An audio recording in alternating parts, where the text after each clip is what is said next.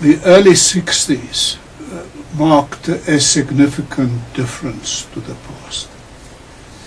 The formation of Umkhonto weSizwe in December 1961, founded by Mr. Nelson Mandela, the arrest of Walter Sisulu and others at the Rivonia farm, the charges brought under the act equating the work of Umkhonto weSizwe to treason, for which the death penalty was a possibility, change the ability of lawyers to do as much as they did before that.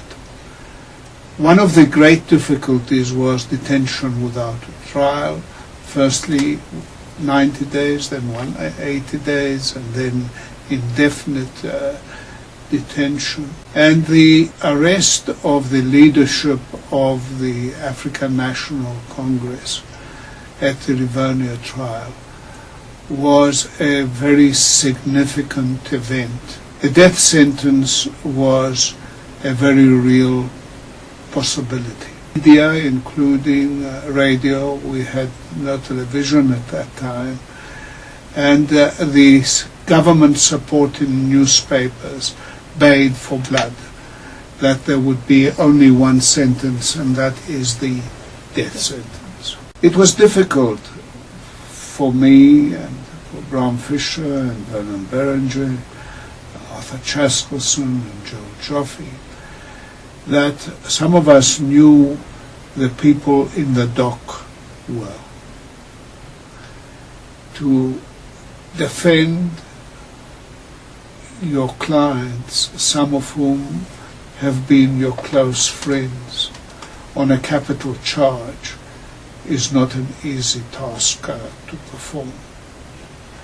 However, the Rivonia trial has been described as a trial of the century. Because of the attitude taken by those in the dock, right at the outset when they were asked to plead, they threw down the gauntlet by saying, we plead not guilty because the government is responsible for the state of affairs, and it is the government that should be in the dock.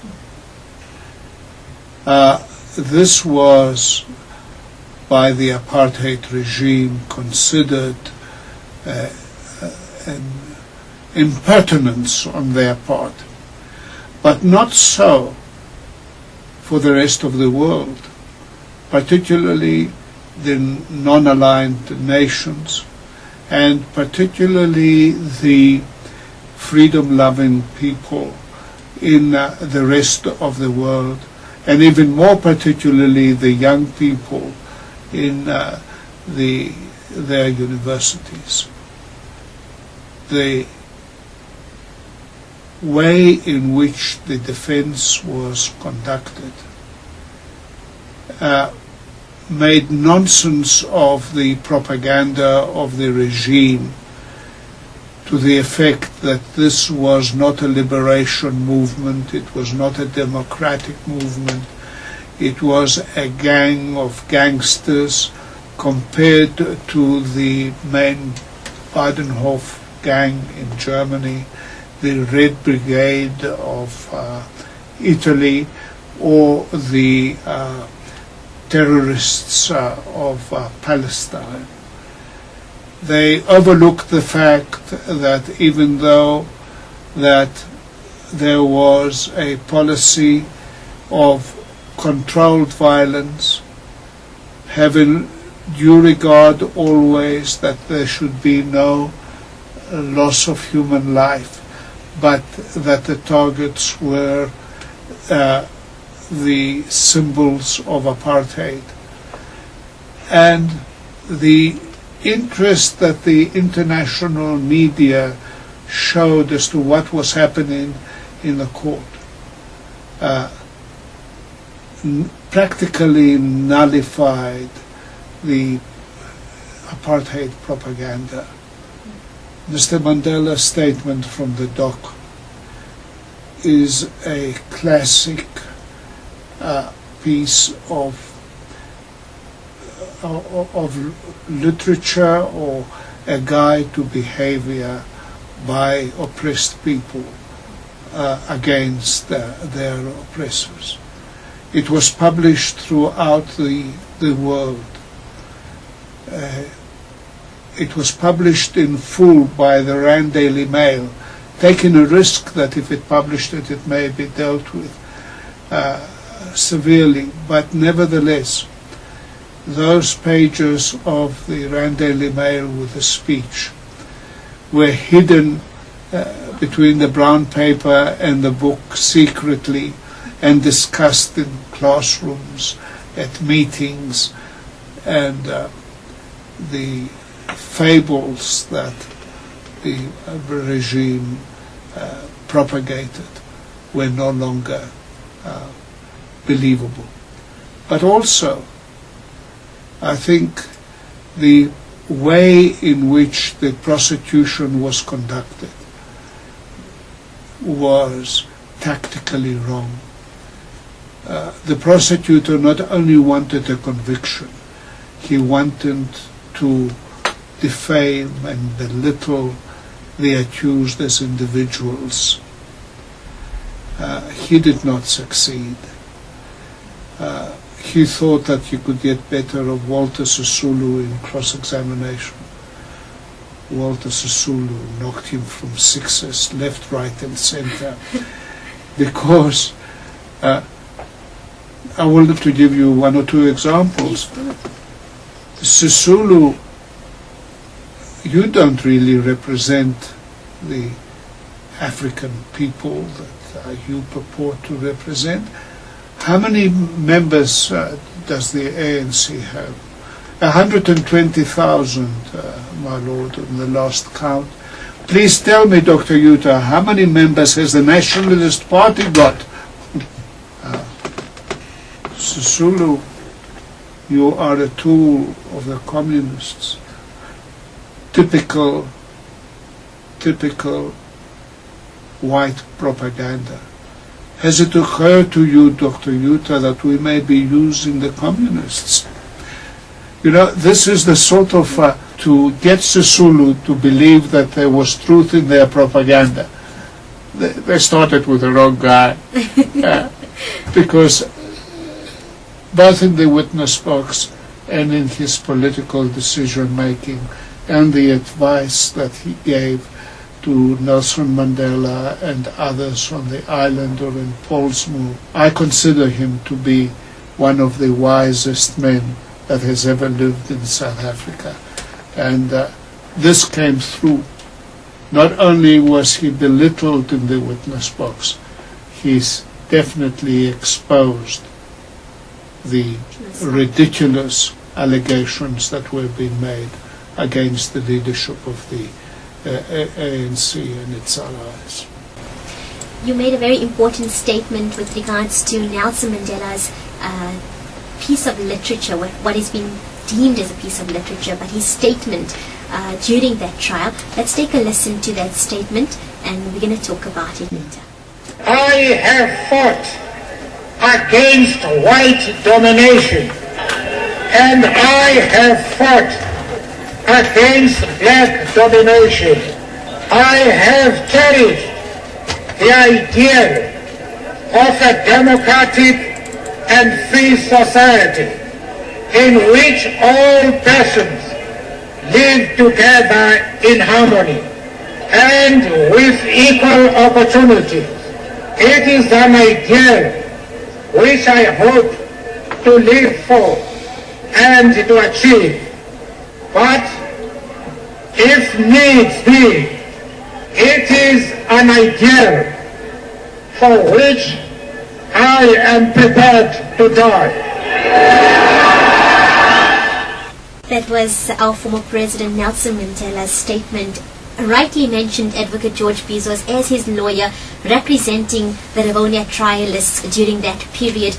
It is said that you were responsible for adding those 3 critical words, if needs be.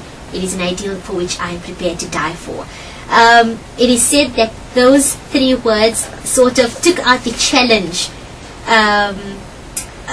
from the trial, and that is how they actually averted death penalty. Tell us about that moment. I mean, emotional as it is listening to it now.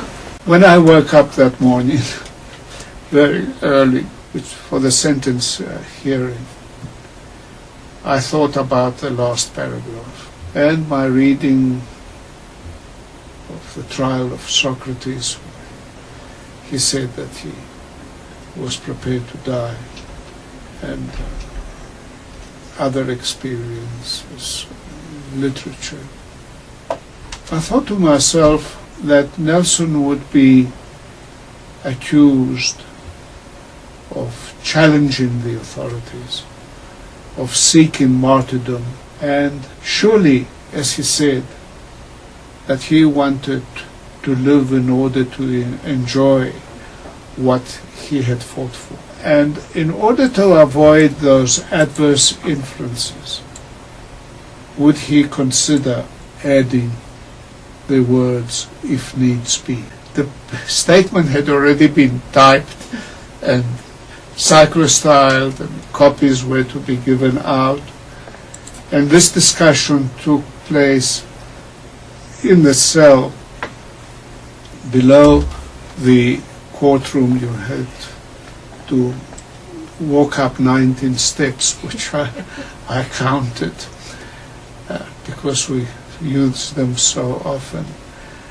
And he discussed it with the other accused, and there was a consensus that the words should be added. And Nelson asked for a pen, and he put it in the number of the copies that were available, which took out the sting of the things that I feared. But also it gave meaning to what I knew, what Alan Payton was going to say, whom we called as a witness in mitigation of sentence. Alan Payton made a profound prophecy. He said that I know Mandela and some of the other accused. I consider them as the leaders of the African people in South Africa. We whites will one day have to negotiate with the legitimate leaders of the African people, sentence them to death, and then we will have no one to negotiate with. It happened. No death sentence. And the negotiations that Mandela, the African National Congress, was calling for in the treason trial before 1958 to 1961, these public statements that were made by Mandela in the box, whether he was prepared. The judge asked him, "You want one man, one vote. Are you prepared to settle for less?" And Nelson said, "I am in the witness box. I don't make these decisions alone. My organization has to decide that. But the government has never put anything on the table. Put something on the table and we will discuss it." So there was this wisdom that prevailed, and fortunately, well, I pose the question, can you imagine what South Africa might have been today if people like Mandela, Walter Sisulu, Govan Mbeki, Cathadra, Schlaba, and others had been sentenced to death?